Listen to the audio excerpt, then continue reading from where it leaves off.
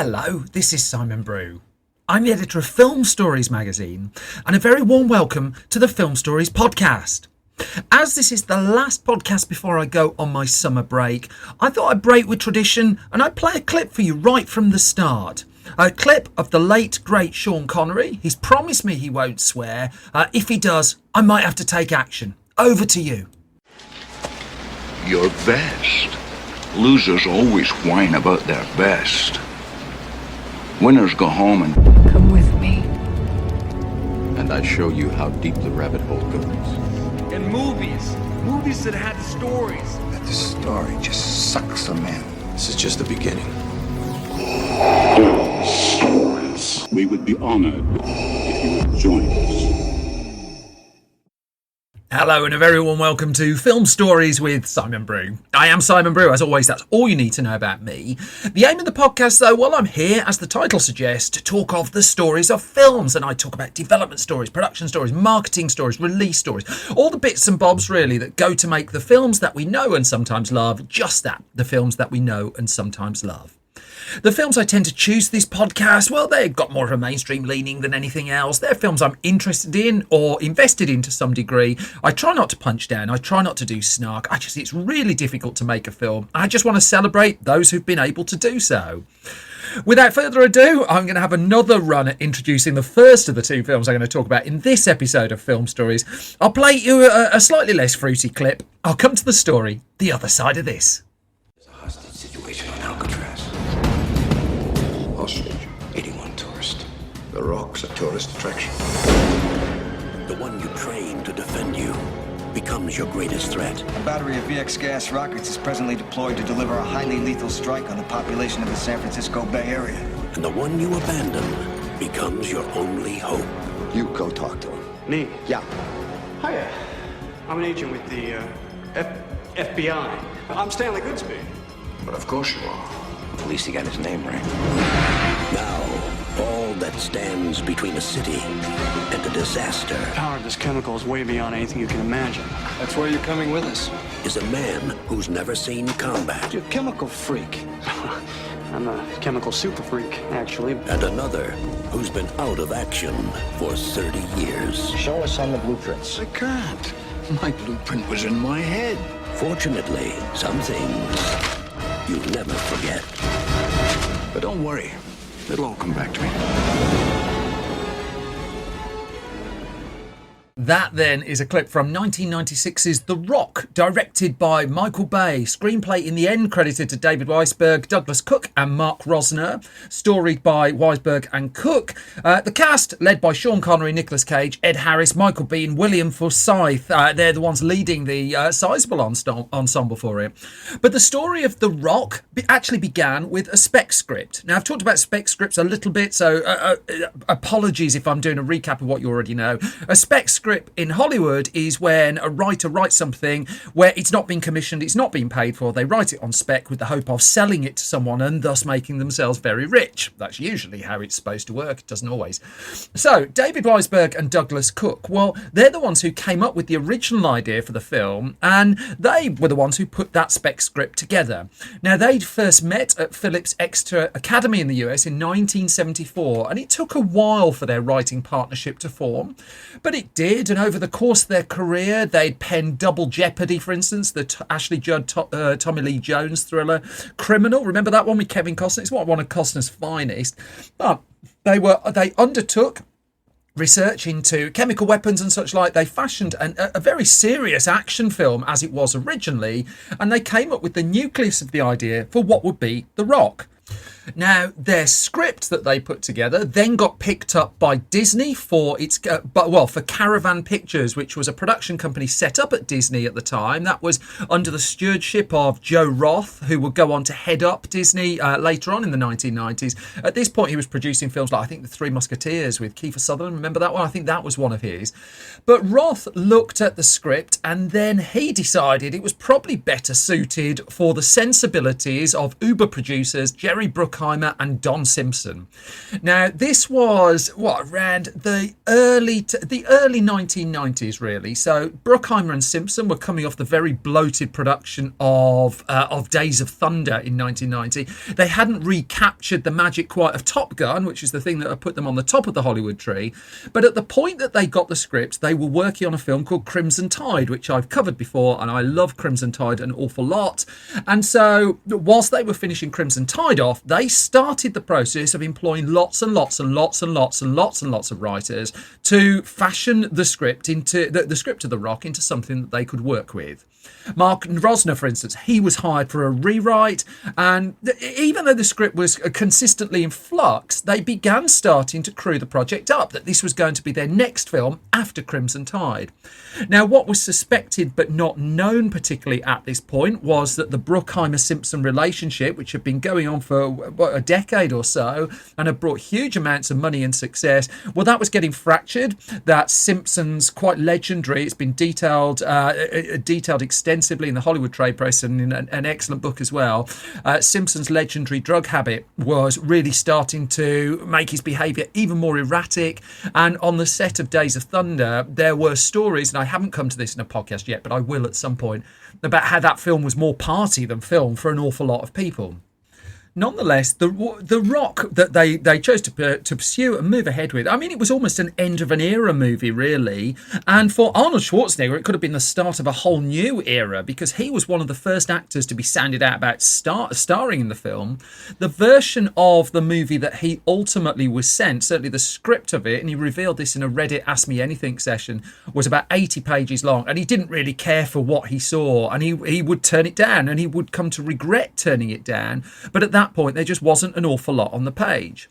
Now, this didn't dissuade one of the eventual stars, Nicolas Cage, who we didn't know at the time, but he was key to unlocking the rest of the casting of the movie. Cage was coming off the back of winning an Oscar for Leaving Las Vegas. Throughout the early 90s, he'd done a mix of vaguely commercial stuff, Honeymoon in Vegas, It Could Happen to You, and more serious stuff and more acclaimed stuff, Wild at Heart, obviously. But he wanted to work with Simpson and Bruckheimer. He wanted to do a big Hollywood action movie. He was really tempted by this. And it's pretty well known that Cage would go on to do basically this trilogy of Hollywood action movies back to back, which would be The Rock, Con Air and Face Off. But The Rock was the first of them. Now, Tony Scott, he was mooted originally as the person to direct the film. He was in the midst of making Crimson Tide with Simpson and Bruckheimer. He knew them. He'd known them since Top Gun. But he was committed to doing a film called The Fan, starring Robert De Niro at that point, so he was out. And so coming into the frame was a young up-and-coming director by the name of Michael Bay. Now, Bay had already been hired by Simpson and Bruckheimer to do bits of work on Days of Thunder, and he'd scored a hit with his directorial debut, the film Bad Boys, starring Will Smith and Martin Lawrence. There was a premiere article around the time The Rock was released where Bay was quite down on Bad Boys, about how he wasn't particularly happy with the script, etc., and that The Rock was basically a bit, an improvement and a step up. But at this point, he was sounded out about whether he would be interested in doing the movie. And the thing is, originally, he wasn't. Now, there was an eventual Criterion Collection DVD of The Rock, which includes an extensive commentary track, which I've greatly enjoyed listening to again, and I've drawn on quite a lot for the stories in this podcast. And on that, for instance, Bay revealed that he turned The Rock down 6 months before he ultimately said yes. He was in the midst of Bad Boys. At the point Simpson and Bruckheimer fully took the Rock over, well, he'd worked with them on Bad Boys. He liked working with them, and they said to him, "We don't have a full script. Would you commit to it? And we will build the story up. We'll build the script up." Now, what that kind of overlooked a little bit was just how tight a turnaround the project would be. That this was being set up at the Disney arm Hollywood Pictures, and it was a big summer blockbuster, just the kind of thing that they were looking for. And so they needed to get cracking, really. And so Bay and Don Simpson at first, they would fax ideas backwards and forwards, and gradually, the skeleton of a new version of the film came together. Now, Nicolas Cage Well, I mean, he was interested, he was signing up, and he wanted to have input into into his character, Stanley Goodspeed, in the film. He said, he argued, for instance, when he saw that the Elton John song Rocket Man was going to be in the film, he just said, well, the character of Goodspeed needed to be into his music. And so Cage's contribution was that Stanley Goodspeed, apart from also being called Stanley, was a Beatle maniac. Cage himself wasn't a fan of CDs and liked vinyl, so they wrote that into the character as well. And Cage knew going into this he was signing up to a film with a script far from finished, and to the point where he'd been working in Hollywood thus far, he'd been basically told that his ideas were crazy and off the wall. Now he found himself working with the likes of Jerry Bruckheimer and Michael Bay, and they were encouraging him to be crazy and off the wall. He was also, he would admit, drawn to making the film because people were saying, well, you're too quirky to be in blockbuster movies. That you're more art house stuff. Blockbusters aren't you? And so the gauntlet really was thrown to him there.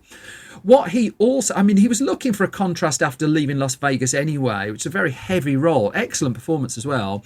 What he was surprised by was that Don Simpson was a fan of a Cage film that not many people really had watched, called Guarding Tess, and that was about him playing a frustrated Secret Service agent, and producer Don Simpson was thinking, well, that's who Goodspeed should be. But again, Cage tried to turn it round, and successfully so. It's just like, well, why not have him actually loving his job? Why not make that part of the character? Unbeknownst to Nicolas Cage, one person who really wanted to work with him was Sean Connery. Now, Sean Connery, at this point of the story, where early to heading towards the middle 90s, his career was sort of back in a small lull. That towards the end of the 1980s, he'd had a real resurgence, that he'd won an Oscar for the brilliant The Untouchables. He'd been in a series of hits, Indiana Jones, The Last Crusade, The Hunt for Red October, even Rising Sun, the much maligned Rising Sun, the much maligned Medicine Man. They both sort of did okay. But then gradually films like Family Business and A Good Man in Africa and Just Cause, they just kind of fizzled a little bit. Now, he was signed up with the CAA agency, Creative Artists Agency, hugely influential agency in Hollywood, particularly in the early 1990s, under the stewardship of Uber agent Mike Ovitz, and he was actively looking for a big, huge project for his client. And so all of this just really, it was kind of coming together. You had Connery wanting to work with Cage, Connery's agents looking for something big for him. And so there was still the problem that the script wasn't there, and there's no way Sean Connery was going to sign on the dotted line until the script was in place. But he was happy to start having conversations, and by this point, writer Jonathan Hensley had been brought in by Michael Bay, and Bay and Hensley would spend months working on the screenplay for this. They would go through it with Connery, trying to tune it, trying to make it better. And Connery brought his own ideas to it as well. I mean, he liked the idea that his character would be someone forgotten by his own government, really. And he called on a couple of people, a couple of writers he'd worked with before, Dick Clement and Ian Lafrene, who wrote about this in their excellent memoir. Because what he wanted was for the character of John Mason to have more Britishness to it. That Connery had really just felt that the lack of Britishness was a problem with the character that needed to be addressed, that the character of John Mason needed some fleshing out as well.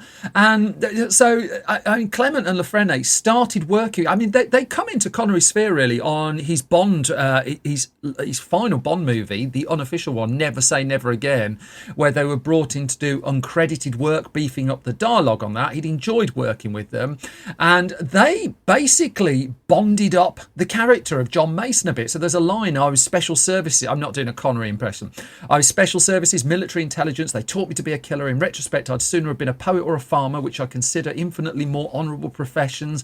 Stuff like that was brought along by Clement and Lafrene.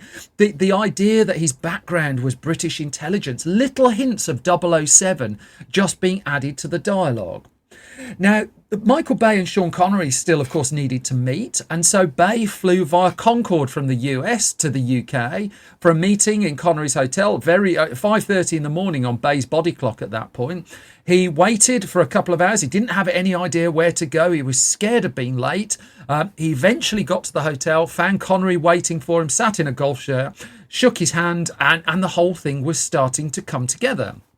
And so, but following that, these rewrites could really begin in earnest. So you had Clement and LaFrenne beefing up Connery's stuff. They did a lot of dialogue work. They went beyond their original brief of just working on one character. There was Bay also working with Jonathan Hensleigh, continuing to flesh this out. You had Nicolas Cage doing more and more research, discovering things like how 8 ounces of poison could take out the world. And he talks about that on the DVD commentary. And he was bringing ingredients into the story. The legendary Hollywood writer Robert Towne, he came in to take a look at the screenplay. He backed things like Nicolas Cage's idea of the character of Goodspeed being worried about becoming a father, and how they basically developed Goodspeed's character from there. The whole sardonic attitude, the playing a guitar naked. There's one point where Cage just was wearing purple Speedos under his robe. You know, these were the kind of things that Nicolas Cage brings to you. And I mean, Bay was pretty much indulging it. He was quite happy. There was still quite a lot of research that needed to be done. That before production really began, Michael Bay wanted to go and see Alcatraz Island, where the film is set, and he got to see both the touristy and the non-touristy bits of the Alcatraz prison. He got to see the bits that were basically falling apart, that tourists weren't allowed to go near, and he knew when he got there that he needed to shoot a large chunk of his film on this island. There was quite a lot of toing and froing, though, to be able to make that happen, because the film was getting more and more expensive. I mean, ultimately, the budget for the film would be $75 million. And Bay, on the one hand, he'd be fighting sort of Bruckheimer, really, for instance, a shot of some helicopters that they'd be looking at it, and Bruckheimer would say, well, there's 2 shots of helicopters. Do you really need them? And they would go backwards and forwards for a month, and they'd meet in the middle on just having one larger helicopter shot. This was, in fact, that ultimately was locked down. That was said to be the last shot before they locked the picture in the end. But also there were the logistics of how do you film on Alcatraz Island. They had to ship over the water. They had to ship over 6 generators for the electricity, 26,000 feet of cable.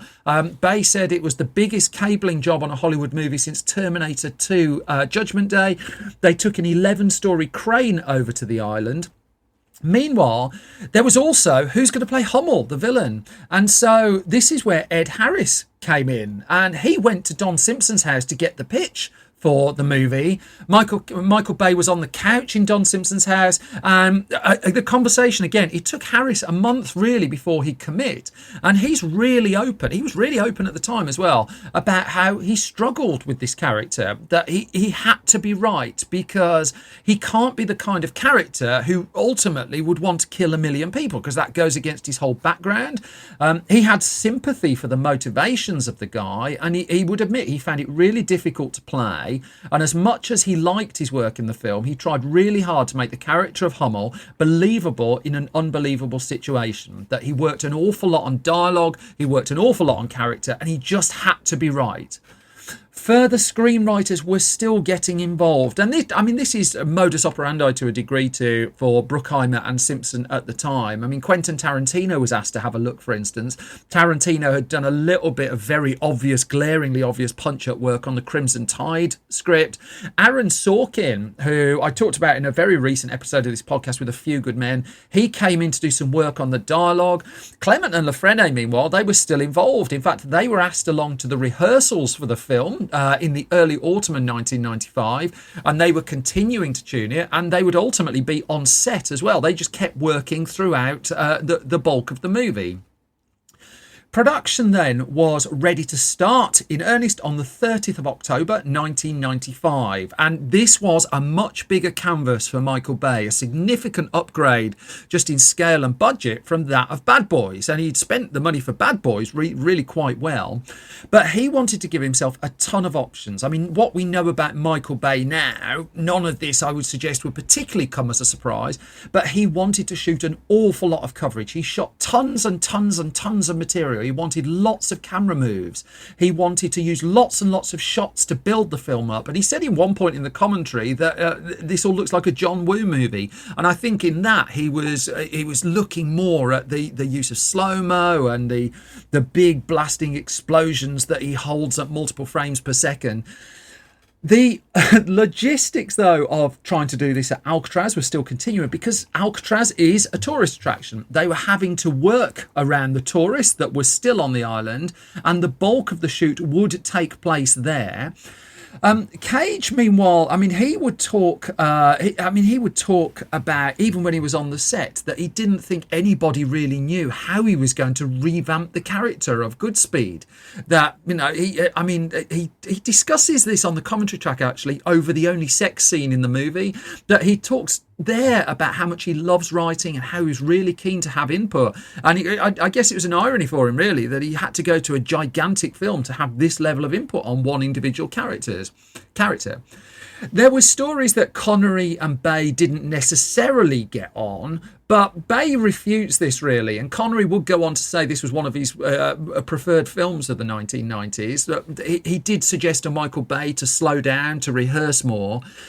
Bay argues in the commentary that he never underestimated Sean Connery, that the pair of them both dislike BS, that rather than shoot, he kind of slowed it down a little bit for Connery. Bay wanted him as well to play the character of Mason like a rusty James Bond, and this appealed to Sean Connery, the idea of playing James Bond without being James Bond. Bay nonetheless was conscious that one of his stars was, he didn't want to mess him around, and he would be described as very tough on the crew throughout the shoot of this one. So he was tough on the crew, getting everything ready for the point where Sean Connery was due to arrive every day on set. That Bay wanted everything ready. He didn't want Connery to come onto the set and then be kept around waiting. That if there was any kind of technical delay, he would get a message sent, or he'd go off to Connery's trailer and just explain that we're running a little bit behind. And he tried to just play it completely straight with him, which by the sounds of it, Connery appreciated. Connery wasn't as keen on doing some of the underwater stuff. And in fact, there was a story that stomach flu went around the set at one point because there's an underwater sequence where Connery has to go underwater, and the set is, he insisted on the set, basically, the water in there being heated to a certain temperature, which in turn turned out to be the source of a stomach flu bug that went round as a result of that. Meanwhile, Cage was still having fun. He changed the name of his character from Bill Goodspeed to Stanley Goodspeed. This appealed to Connery. He liked the idea, as Cage described, of it kind of being a Laurel and Hardy idea. There are two characters in there. Cage also brought to it, I think this is ingenious as well, the notion that Stanley Goodspeed would never swear, and he doesn't. That there's plenty of F-bombs throughout The Rock, but none of them come from Cage's mouth, and instead you hear Goodspeed saying things like, oh gosh, and stuff like that. The Alcatraz block of shooting came first. Then there was the extensive car chase that takes place in San Francisco around, 40 minutes into the movie. And this was not a happy time for Michael Bay, that they could only get permission to shoot in a 2-block radius in San Francisco. In return, they had to get thousands of signatures of permission. They had to give free parking to residents. They sorted free dry cleaning for residents as well. But also, what that small geographic space in San Francisco meant is for the car chases. The cars didn't even have an awful lot of run-up to be able to gather speed in the first place. Nonetheless, over the course of their time in San Francisco, they did get the chase sequence in the can, and Bay was operating camera as well, and he says he makes car sounds when he operates the camera in car chases. And the San Francisco bit fell behind by a few days, and this alerted the paymasters at Disney to the point where he was hauled to a studio meeting. And this story came out, and it's in the commentary, but it came out particularly in the light of Sean Connery's passing, that Bay was talking to Connery and says, look, I've got to go and meet the executives at Disney and just have a meeting with them. They're going to want to cut things back. Connery offered to go along with the then young director, walked in to the shock of the Disney executives, shook their hands and said, you can't blame Bay for this running behind. We just need more money. And the shocked Disney executives duly signed off on this one. That said, there was still tug of war over shooting days and budget. That Disney knew this film wasn't going to be cheap, but Bay also was not shy about spending money and, to be fair to him, putting that money on the screen.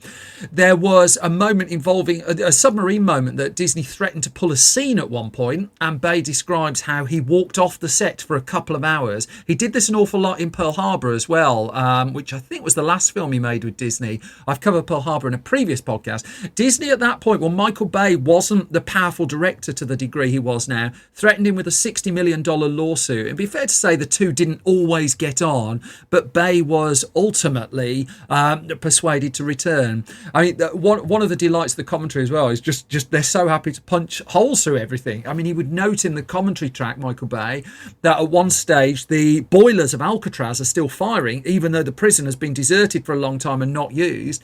And he knew at the time, even he was shooting this, that this was a plot hole. What he reconciled was, yeah, it looks cool though.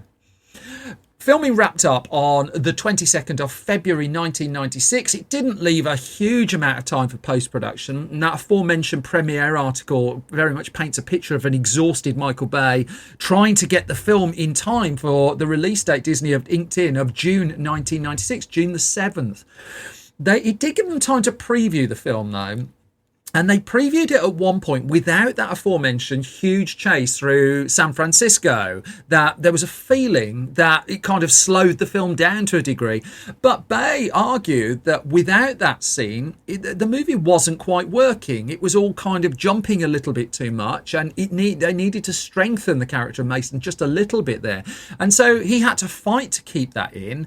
And his argument to the executives was he wanted that sequence as much to bring the younger audience back into the film at that stage, because in post-production one of the things he noted was that some scenes were playing for an awful long time. I mean, he talked in the edit about trying to hammer down the running length of scenes, and one scene in particular caused him a lot of problems, which is when all the military advisors gather around a table to discuss the problem and what they're going to do about it. And at one stage that was running to 9 minutes, and there's a lot of what you describe, I suspect, as necessary exposition in there, and Bay just needed to get that absolutely down to the core.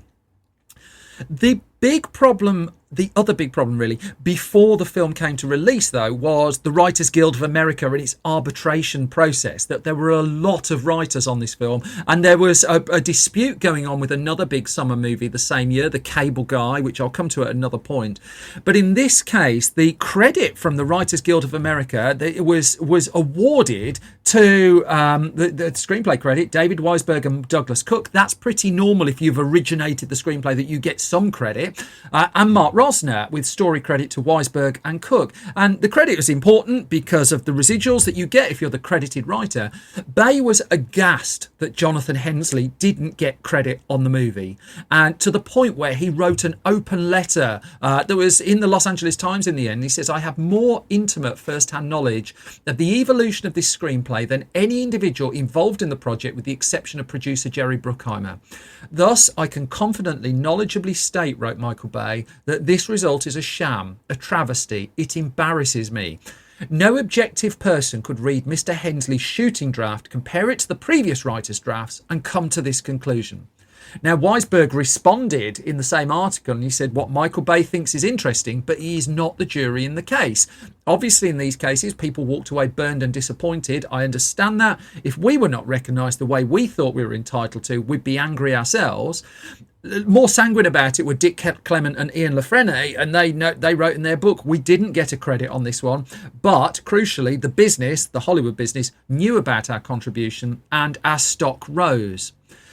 By the time the film was heading to its release, Don Simpson had succumbed to his addictions, and this would be the last film that would be preceded by the Simpson-Bruckheimer logo.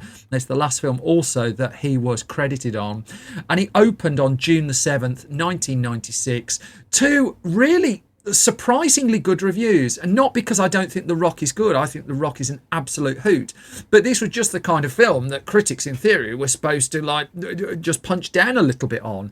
But as much as there were plot holes and as much as there were gaps in the story, the combination of Connery, of Cage, of Harris in this movie, and the fact that it just keeps moving and keeps moving, I think this is the very best of Michael Bay's style, married up to a very appropriate project for it. Well, the response was strong.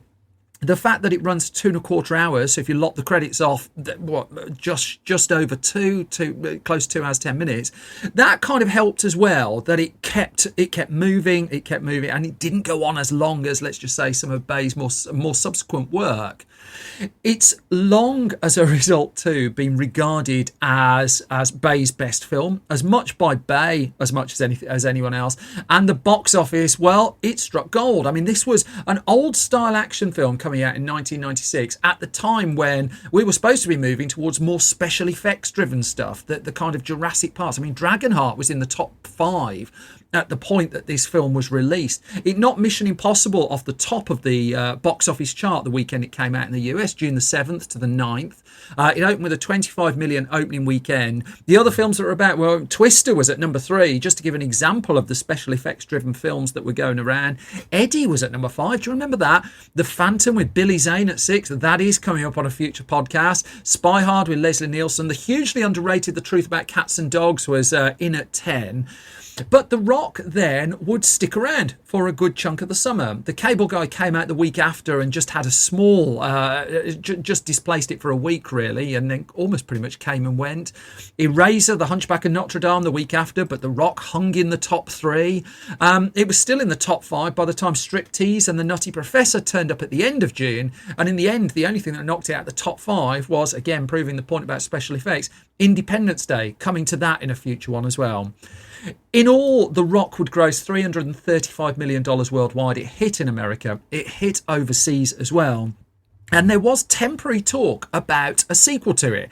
And Bay would talk about this, without wishing to spoil the ending of it, that he was interested in picking it up pretty much exactly where the first film left off, but for reasons it never happened. And instead, Disney and Jerry Bruckheimer would sign Michael Bay up to another project. That would be Armageddon, and that would go on at that point to be Bay's biggest production and Bay's biggest hit. The Rock, though, still think it's the best that he's done to date. Which brings me to the halfway point of this podcast. As always, I've gone on too long, so I'm going to crack through the bit where I ask you things really nicely. I am a fully independent podcast producer. I don't have a big company. I don't have a marketing budget. In fact, I don't really have a company, really. It is me in a room in the West Midlands where it is sweltering at the moment. If you can support this podcast in any way, 3 ways really. I'm on Patreon, patreon.com/Simon Brew. You can subscribe to this podcast at your podcast repository of choice, or leave ideally a hugely positive review. All 3 ways there help me get the word out, help support what we're doing here. Also, at the point that this is being recorded, I've just finished, or just about to send to the printers, Film Stories issue 27, Film Stories Junior issue 7. They're basically going to the printers the same day, which is madness. Never do that, chums. If you would like any of my magazines, you'll find them at store.filmstories.co.uk, where you'll also find the Sneakers Blu-ray that we did, which I've talked about a lot on previous podcasts. But I'm now going to crack on with the second of the 2 films I'm going to talk about in this episode. I'm going to just move forward a few years to 2000. We're going to go underwater. Let me just play you a clip. I'll come to the story the other side of this. Everybody fall in now! What's going on here? Hell if I know. Gentlemen, it's our turn. In the last Great War, All ahead 2/3. All ahead 2/3, huh? a group of young Americans was sent to overpower a Nazi submarine The S-33 will rendezvous with a U-boat posing as the German resupply sub. and steal a secret that could turn the tide of battle. You'll be all right, son. You get them their damn trophy and you get the hell out of there. I found it! Urge, I think we got the code book! But just when they thought the mission was over, Success, gentlemen. they lost their ride home.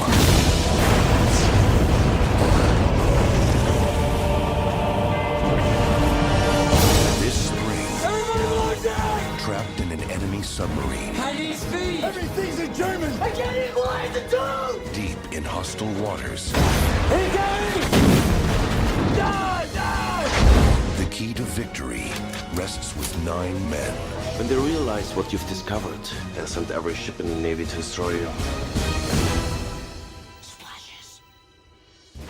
That then was a clip from the hugely contentious U-571, which came out in 2000, directed by Jonathan Mostow, story by Mostow, screenplay by Mostow, Sam Montgomery and David Ayer, who go on to do things like Suicide Squad and End of Watch.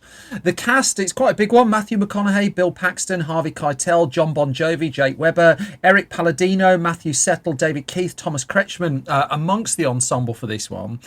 And well, the story of this one goes back quite a long way before we actually saw it to Jonathan Mostow, that he got his first break in Hollywood shooting an 11-minute horror film as his graduate project. It was a horror film, as he would tell Salon, with exploding eyeballs, and at the point he graduated, he sent letters out all over Hollywood and eventually got a meeting with future Disney boss Michael Eisner. Now, Eisner at this point, this would have been towards the late 80s, early 90s, was still working at Paramount Pictures. It's more late 80s, I think. It was several years, really, before Mostow would get the break into Hollywood. But he would flitter in and out a little bit. He would do bits of work on music videos. He'd do a little bit of work with Roger Corman.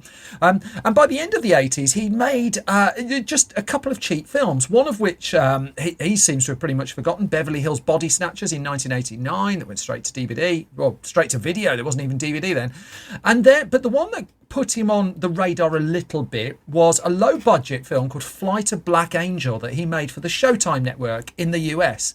Now, what was particular about Flight of Black Angel was it was made on a shoestring but looked more expensive, and that is gold for Hollywood. If you can take a small amount of money and make them look like they've spent tons, brilliant. You're going to get meetings. He got meetings. He also got sent lots of scripts, but nothing grabbed him really. And so after a year of having meetings and seeing scripts, he decided to start developing a project of his own. That project would be The Game. Remember that? The film ultimately made with Michael Douglas in the lead role and David Fincher directing, but originally it was conceived by Jonathan Mostow. It was going to be directed by Jonathan Mostow, and he actually got a studio interested in it as well. The MGM was at that stage intrigued enough to look at developing The Game, but the story of MGM over the last couple of decades really is one of an organisation in significant financial flux, and so it was never really fully set up with the studio because it couldn't really afford to press it forward. It also felt, because the script for The Game was so offbeat and such a leap really, it was the kind of movie that Hollywood believed needed a big star. And so Mostow tried a few people and he nearly got Kurt Russell to star in The Game, but ultimately it wasn't to be. Still, while he did think he was going to make it, he did some location scouting in the San Francisco area. We're back there. And he saw a sign while he was there for a World War II submarine tour. And he talks about this on some of the extras on the Blu-ray release. And whilst he didn't take the tour there and then, it stuck in his head. And he thought there might be a story there. But at this point in Hollywood as well, the idea of writing a film set on water, well, given the production problems that the film Waterworld was going to go through, that didn't seem like a great idea. Meanwhile, The Game's search for a star name had got Michael Douglas interested, and with a big star attached, there was no way it was going to have a rookie director calling the shots. As such, The Game was taken away from him. He would retain an executive producer credit on that film, but it wouldn't ultimately be his film. And so Mostow decided to make a strategic choice, and one that paid off spectacularly well, that he would make something cheap. He would write something cheap that he could write and direct himself. He already had a foot in the door with Kurt Russell, and so he made a thriller called Breakdown, which is brilliant if you've not seen it. A really tight, sweaty, claustrophobic thriller as well, which has got shades of The Vanishing to it without giving too much away. The original Vanishing, not the remake of it really. But it turned out not only was Breakdown well received, it was profitable as well. And here was Mostow again. He'd taken something quite economical and he'd made money off it. And now Hollywood was really interested. But also what this had afforded him was basically the path to the next rung of the ladder, that he was given the chance to pitch something bigger, to put something together that got people interested. And so his mind harked back to that submarine, and he went back and he took the tour and he started doing more and more research and got deep into the technicals of World War II submarines and the history of World War II submarines. And he came up with the idea really of doing an old-fashioned World War II submarine movie, something in that kind of style really. Now this was, I mean, it was changing times really again. I mean, this is how quickly the water shifted in Hollywood in the 1990s, in that suddenly war movies were heading back into vogue. Spielberg was going to do a film called Saving Private Ryan, remember that? And when Saving Private Ryan was a spectacular hit, well, Terrence Malick would go on and do The Thin Red Line, that would get Oscar nominations. All of a sudden, war films were not box office poison. So the project that Mostow was putting together, which would ultimately be U-571, he brought in David Ayer, Sam Montgomery. They worked on the screenplay for it. Legendary producer Dino De Laurentiis, who I talked about on the Flash Gordon podcast a few weeks ago, he was keen to kind of make films in the style he used to, the old World War II and World War I and World War II films. He brought in Martha De Laurentiis, and all of a sudden this felt like the right project at the right time. Now, Mostow was then knitting together the story to sit at the heart of it. And crucially, from the off, he wanted this to be fiction. Now, this would cause a lot of problems down the line, as I will come to. But this was not going to be a historical record film. It would certainly capture as much accuracy as it could get. But it was going to be a submarine movie, first and foremost, set in the war. He was going to use the Trojan horse idea that was hinted at in the trailer, the clip that I just played you. He would have been aware of the Enigma machine story that he brought into the heart of his movie and the true history of it, but he wasn't looking to make a true history film. Instead, he was taken by the idea of developing a story of these really young sailors in charge of basically these incredibly powerful submarines. He liked the idea of non-traditional Hollywood heroes, just this young cast, youngsters trying to cope. Now, it's worth noting that Michael Douglas was linked at one stage with starring, ironically enough, in U-571. But he then had a commitment to make a film with Curtis Hanson called Wonder Boys. Matthew McConaughey, meanwhile, he was the big new thing in Hollywood off the back of A Time to Kill, off the back of Contact. And so he would sign up to take the lead role. Edward Norton, he came close to appearing in the ensemble, but he then got financing to make his directorial debut, the excellent Keeping the Faith. And this cast came together. I mean, the experienced hands of Paxton and Harvey Keitel, and then the younger collection, really, John Bon Jovi, Jake Weber, Matthew Settle. And all of a sudden, Mostow had his film in place, this fictional telling of a World War II submarine story that was really, well, it was borrowing enough that wasn't fiction, that even at the point it was heading into production, the problems started to mount for the film. Now, filming on U-571, and it got the green light ultimately from Universal Pictures with a budget of around $60 million. This wasn't going to be particularly cheap. It got underway in January of 1999 after the actors had done a bit of work at submarine school and they'd had to watch documentaries. They were given homework to do. They were taken to the set. They had to be able to use a submarine. They also, it's worth noting as well, this one actually got US military support as well. But as that production got underway, a few British tabloids got wind that what the film was doing was taking a crucial event in World War II, the capture of the Enigma machine, and basically shifting the credit really from British submarine crew to an American one. This did not go down well. And Mostow would find himself addressing this an awful lot during the production. And he would talk in hindsight about the tabloids printed a story that we were depicting the British incident in 1941, which was the raiding of the U-110. And we were essentially Americanizing the story. So he was very aware of the backlash. He said people over there in Britain got upset. Now, Mostow would reflect that subsequent to the British incident, there were two more occasions where Allied forces forces went onto U-boats and stole the Enigma. One was the British in 1942, one was the Americans in 1944, and none of these incidents by themselves would have made for a good movie. I would suggest that one or two people tried in the aftermath of this, actually, with some success as well. And so, but Mostow tried to defend it that way, but it wasn't washing, really, even though he said he found a British war hero, Lieutenant Commander David Baum, who led the expedition over to the U-110 in 1941, and they took him to the set, they showed him what they were doing, they showed him the script, and he was very happy with it. But nonetheless, this was even at the point it was being shot, this was a film being done under something of a cloud of controversy. It didn't help as well. It was a tricky film to make because U-571, as Mostow would tell Salon, was a real movie of extremes. That half of the film was shot on a soundstage where they had an element of control. The other half was shot out in the water where they were. They were on location. They were prey to the elements that were around them, and so they shot in part in Malta. They shot at Cinecittà Studios in Italy. They shot chunks of it in Hollywood as well. What they also wanted to do was do as much practically as possible, so much so, and the disc extras explore this, they had to build a 600-ton seaworthy vessel that they took out to sea. And they based this on designs from the 1910s. They made it pretty much full size, albeit working from old blurry pictures where the details weren't always that clear. Mostow would argue there wasn't always that much research material to go on when it came to the subs themselves, but nonetheless they built what they felt was as authentic and close a replica as they could.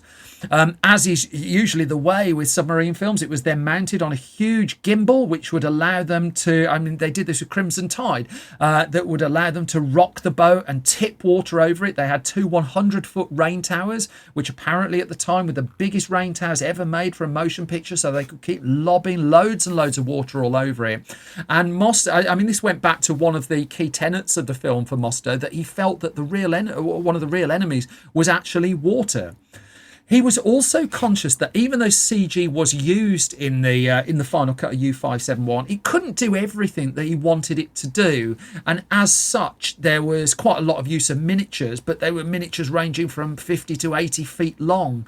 Mostow was also conscious that this was a human-driven film, that he had 15 characters in the movie, and that was a real massive upgrade from Breakdown as well, that each of these characters had to have their place in the story, their place in the film. But going back to the CG, I remember towards, I don't want to spoil the end of the film, it's just there's a bit in Air Force One where a vehicle, let's just say, interfaces with water, and to say it blatantly looks like a computer effect would not be an understatement, and that's just the kind of thing Mostow wanted to avoid. Now, filming wrapped up at the end of May 1999, and actually had quite a long time to get the final cut of this ready, that it was due for release in April of 2000. What surprised them, and I wouldn't bring it up apart from the fact that it was brought up by McConaughey, it was brought up by Mostow, when they started testing the final cut of the cuts of the film. Well, the demographic they thought this was going to go for was male, but what they were finding from the test screenings was it was skewing slightly more female. That it was female moviegoers that were more interested in the film, and that's not what they thought they were going to get. And Mostow would talk to Nitrate Online about this, and he said it tested like a women's picture with Bette Midler and Barbara Hershey. Now, I don't know about you, but I, for one, would love to see a submarine movie with Bette Midler and Barbara Hershey. If you're going to throw those words around, I think you really have to back them up. But he said, I don't really understand why, because I see this as kind of a guy picture. And he said the other thing that came out of the film was people feeling patriotic. Now, the original plan with the movie was that it would be R-rated, that it would have a harder edge to it, but Universal had a little bit of a turn on that, and it was toned down to get a PG-13 to get a broader audience in. And so this took out a decapitation shot of one of the sailors, which was what Mostow would describe as the only true compromise I had to make to get the rating.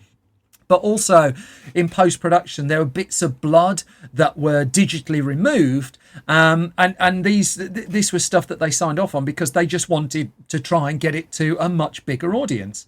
Now, that plan would be successful, but crucially for U-571, certainly in terms of its news coverage, there was a 6-week gap between the US premiere and the UK release. So, a couple of things. First of all, the film opened in the US in April of 2000, earned a 19.5 million opening weekend. And so the bottom line was it was a hit. I mean, you look at what else was around that weekend. Love and Basketball opened in second with 8 million, so a long way behind. Rules of Engagement, Samuel L. Jackson in that one, had been number 1. That was knocked down to number 3 with 8 million. 28 Days with Sandra Bullock, Keeping the Faith, the Ed Norton movie, that was at 5. Erin Brockovich was still hanging around at 6. The underrated animated film The Road to El Dorado is in the chart. Final Destination, The Skulls, remember The Skulls, crikey. Bottom line, by the time it would cross over to the UK, U-571 was well on its way to getting $77 million in the US, and with the DVD market exploding, it was clearly going to make a profit. However, before the film could make it to UK cinemas, it was brought up in Parliament. It was brought up in the House of Commons, and the then Prime Minister, Tony Blair, said in the House of Commons that he felt the film U-571 was, quote, an affront, unquote, to the British sailors that were killed during World War II. And he added, quote, I hope that people realise these are people that in many cases sacrificed their lives in order that this country remained free. They were talking about the fact that the Enigma machine was seen as captured by the Americans in the movie, and the then Culture Secretary Chris Smith said he was intending to raise this issue in Hollywood with Hollywood executives. He says, I think one of the things we need to make clear to Hollywood is, yes, you're in the entertainment business, but the people who see your movies are going to come away thinking that's information, not just entertainment. And for by the time the film came to the UK, a caption was added to the end credits, which basically detailed what actually happened involving the Navy, involving the first Enigma machine, and just trying to kind of dampen the backlash and the controversy. It would still be a film that made 50 million outside of the US. I mean, David Ayer, for one, a few years later would say in an interview with the BBC that his grandparents served during the war. He would be upset if someone tried to downplay their achievements. So he did understand the backlash of it. But one thing I would say of the film, just removed from the historical backlash, I think it's a good film. I think it's a really well done film. I think there's a whole subset of really good submarine movies anyway.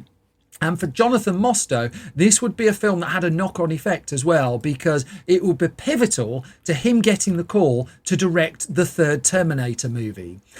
In the case of U-571, that idea that he had while he was trying to put the game together, and the game proved to be a bit of a hit as well, would go on to gross $127 million and would get decent reviews. The response outside of the historical inaccuracies, and articles about that still come out, was generally positive. But I think were he to have his time again, he might look at it, he might make it a bit more historically accurate, he might cast Barbara Hershey, and he might cast Bette Midler, and just imagine what the film could have been then. Which brings me to the end of this latest episode of Film Stories. It's going to be the last one just for a couple of weeks as well, because, I mean, effectively, this is the end of my third full year of doing this podcast.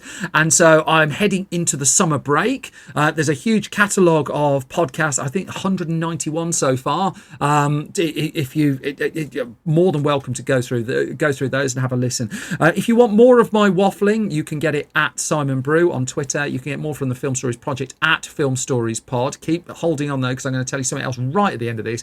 Our website is usually updated every weekday, filmstories.co.uk. It's got reviews, it's got features, it's got news, it's got all sorts of movie mayhem.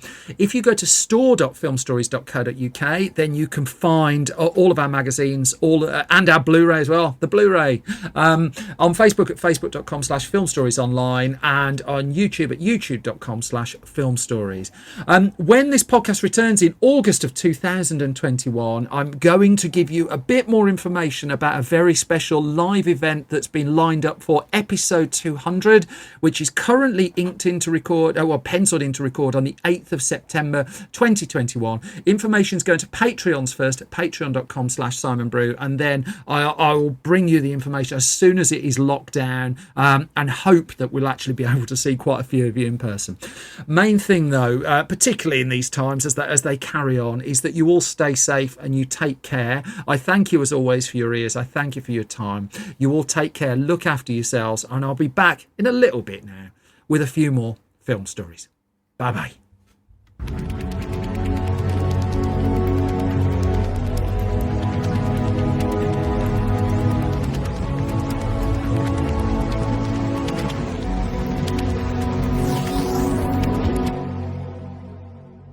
This is not combat.